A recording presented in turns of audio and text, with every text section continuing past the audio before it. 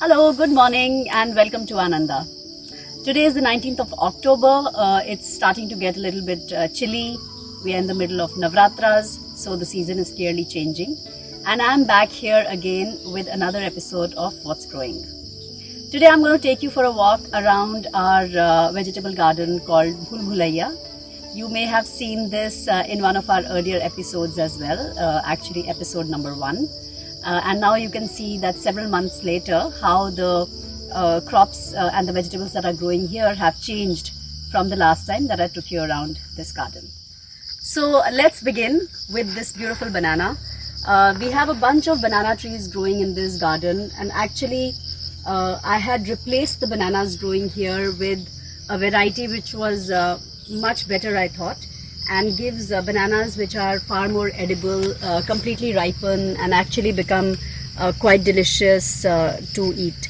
So this is the first time that we are seeing this particular banana variety starting to give us fruit here, so we are quite excited about that. And behind me is the big bush of lemongrass. This is actually grown on a herb spiral which you cannot see much of, but deep here somewhere there is a herb spiral at the top of which is the lemongrass. But this is where we rush to when we have to make our cup of tea, because lemongrass is an essential constituent of that. So this is really the fringes of it, and we will move into the main garden now. But before we do that, I want to draw your attention to this beautiful cherry tomato plant, which is actually self-seeded. We've not planted it here. I just gave it some support, and we're already beginning to get the first of the cherry tomatoes for the season. So we are really excited about that.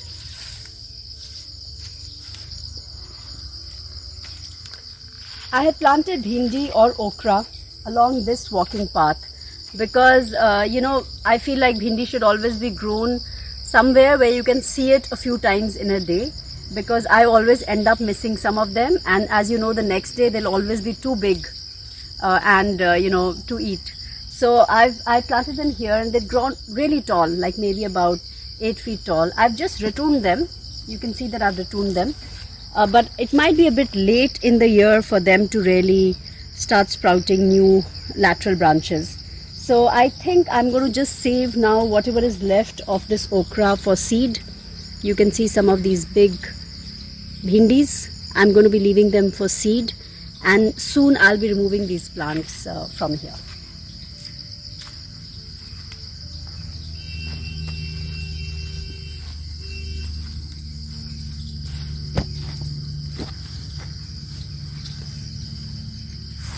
So this is where we enter the Bhul Bhulaiya garden. To my right you can see all the bananas. These bananas are planted around banana circles, so they are all planted around a ditch, and you can see that we tend to throw all our waste matter into these pits where they are composting and providing both moisture and nutrition for the banana plants. As we enter here, you'll see to my left here is spinach starting to now grow. It's become a bit weedy, this area, because obviously we didn't mulch this garden, but we're going to just clean it up a little bit and allow the spinach to spread out. So we've started to get spinach from here, and you'll see a lot of chili plants all over the place, which actually have given us a lot of green chilies through the summer. And now we are going to be leaving these chilies to turn red and then dry out, and we are going to sun dry these chilies to be used in cooking as chili powder or even as whole red chilies.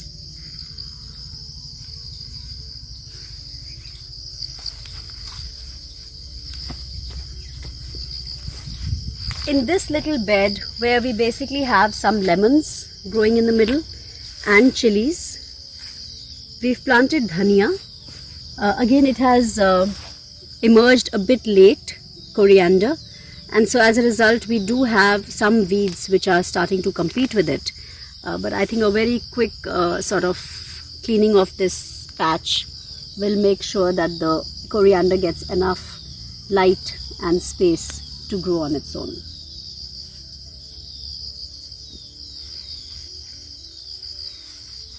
Out here on the fence, you can see a fairly nice creeper of bitter gourd, and it is continuing to give us fruit till now. You can see a lot of them tucked away here.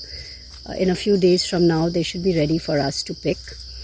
And then the tomato plants, which we've planted in a line here. Some of them are big, some of them are small, but you can see that they are starting to find their way to the fence as well. What we are also going to do now is going to be planting some beans along this edge, and the beans will also take the support of the fence to climb up. Some more lemons.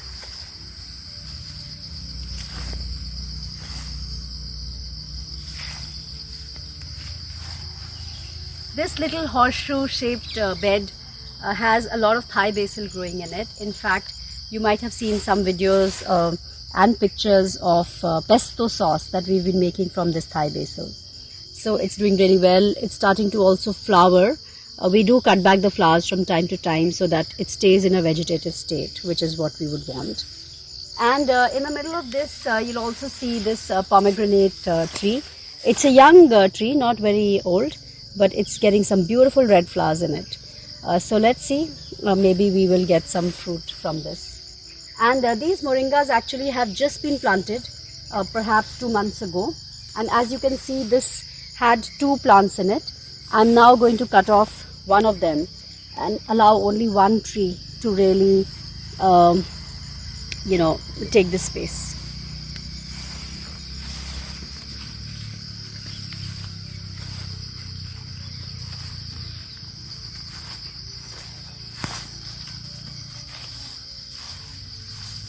This horseshoe bed has a lot of eggplant and brinjal growing in it of different types. This one, as you can see, is the longer version. And of course the chilies continue here, and some of them are just bright red and piping hot. You can see what red hot chili, where the phrase really comes from. It's just beautiful. We also have jatropha, which is almost a perennial flowering plant. Some more moringa here, and star fruit, which is another favorite of ours. It produces fruit in the winter season. It works beautifully in charts and salads and fruit salads. Gives you your dose of vitamin C as well. So it's flowering quite profusely now, so we do expect to get fairly good crop this winter. And this is a peach tree, which I'm going to actually prune in the next couple of weeks. And some of the brinjals here are actually the baby brinjals. So let me just point out one, show you what it looks like.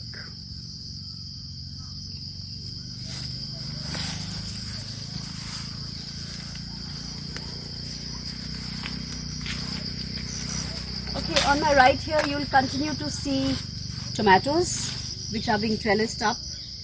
Some of them don't seem to be doing that well, but I'll keep giving them some time. This is a pomelo, also known as grapefruit and chakotra in Hindi. So this is a pomelo. We haven't really got its fruit yet, but I'm hoping that maybe next season we should be able to get some fruit from it. Okay, this is radish, which has been planted in this entire bed. You can see that the bed has been nicely mulched. We've also thinned out the plants to ensure that there is only one plant growing at each spot, so that there's no overcrowding, and each of these radishes get enough space to become wide and deep. And to the far right there, what you see are remains, or I should say the end of black soya. This was a very small bunch of seed that I got from somewhere, and I've just planted that basically to seed save. Okay, let's come up from here.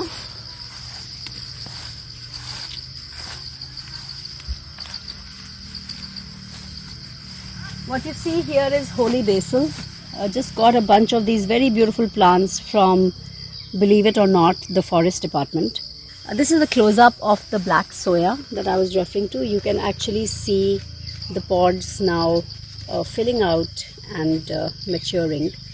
Let's see if we can open one of these and see what we find within them. So the seeds are still green, and I tasted a few of them. They tasted just like edamame or something exotic like that. So very nice, and they're going to start maturing soon.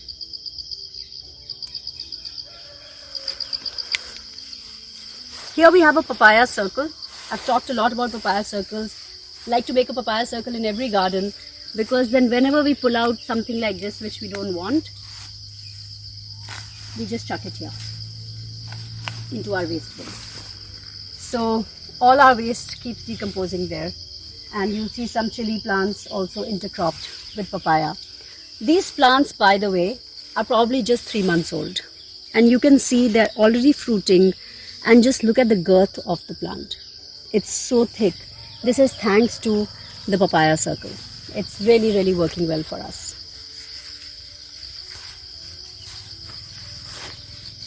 So some more chilies here, and this is red radish. I think what we saw earlier was white. This is red.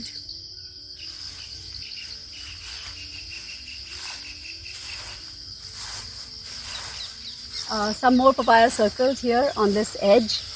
This is a male plant. You can see by the flowers that this is a male plant, but it's flowering beautifully and really helps us to do the pollination.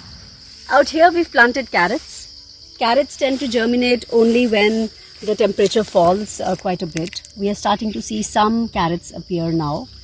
That's a signal for us to plant some more, which is what we're going to do today. We expect this bed to be filled with carrots in due course. A frangipani thrown in here just for the beauty and the charm. And you'll see a bunch of pear trees behind me. I'm going to be pruning these. It's the time to prune them so that they're actually all ready to produce some good fruit once spring sets in. In this little bed here, you'll see capsicums. Check this little plant out. It's quite eager to please, producing a lot of capsicum for us. And a lot of radish again, which we've planted, which you will see. This is about a month old, the radish, and it's really starting to look quite wholesome. This plant here in the middle is actually a variety of basil. It was gifted to us recently by our cousins in Jagadri, and they had got it from Mussoorie, it seems. The speciality of this, according to them, is that when the rest of the holy basil starts dying out in the extreme cold, this tends to withstand that cold. So let's see. It's the first time here. We'll see how that goes. In this little horseshoe, what we planted was radish. We've also transplanted some pak choy here. Some of which you can see seems to have been eaten a little bit by some insect, but we do have some of the plants remaining here, and some more capsicum, which you can see some baby capsicums forming here.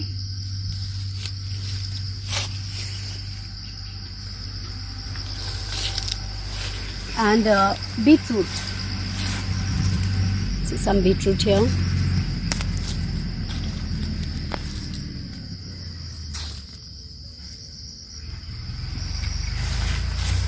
And of course radish again.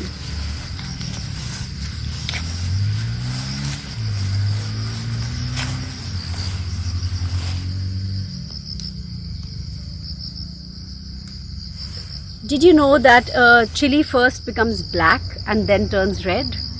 That's an interesting fun fact I didn't know about, but you can see how it's black turning to red. And you will see some amount of marigold sprinkled around the garden. These are actually remains from last year and self-seeded mostly. But it's great to have some marigold in your garden because it's a good trap plant. A lot of the insects get attracted to it and then spare your vegetables.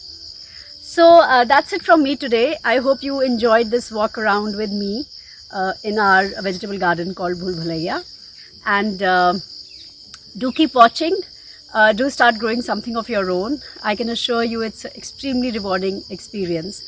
Not only seeing things grow, but also knowing that you're eating something that you know where it came from. And we all need to reconnect with nature.